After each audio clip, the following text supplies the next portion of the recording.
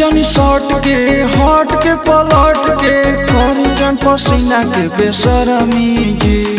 ए राजा जी बात मानी ना, काहे चैत में परेशान कैले बने जी।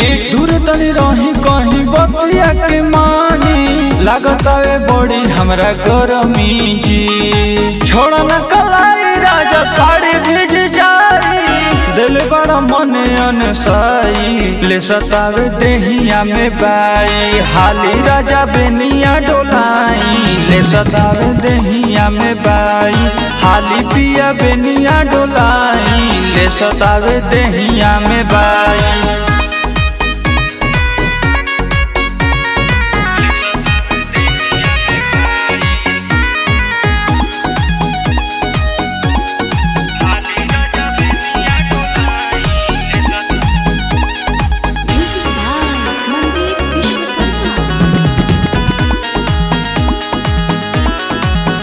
हमार बात नहीं बूझत बाटे उहे रउआ सूझत ना सताई हमर देहिया काहे बानी घर में जूझत।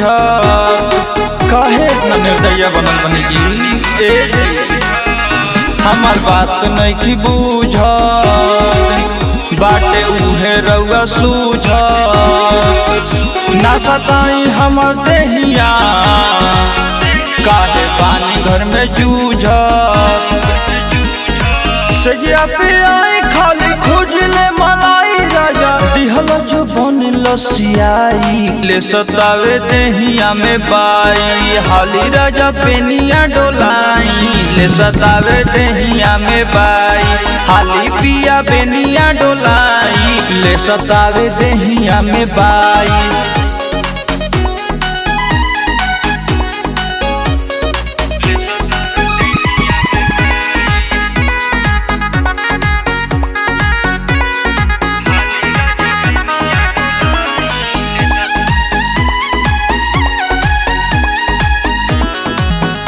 उमर बाटे तो मशीन हो मन भैले नमकीन हो ए राजा गरमी में गरम कैला मशीन हो। अभी छोट उमर बा ए राजा जी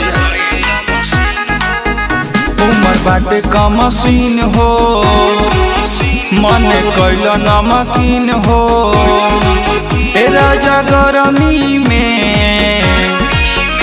गरम कैला मशीन हो। पिंटू राहुल आई ऐसे लगावाई ना तो जाई मिजाज जहुआई ले सतावे देहिया में बाई हाली पिया बेनिया डोलाई ले सतावे देहिया में बाई हाली सैया बेनिया डोलाई ले सतावे देहिया में बाई। सुत जानी शॉट के हट के पलट के करी ना पसीना के बेशरमी जी। दूर तनी रही कहीं बतिया के मानी लागत है बड़ी हमरा गरमी जी। छोड़ा न कलाई साड़ी भीज जाई राजा दिल बड़ा मन अनसाई ले सतावे देहिया में बाई हाली राजा बेनिया डोलाई ले सतावे देहिया में बाई हाली पिया बेनिया डोलाई ले सतावे देहिया में बाई।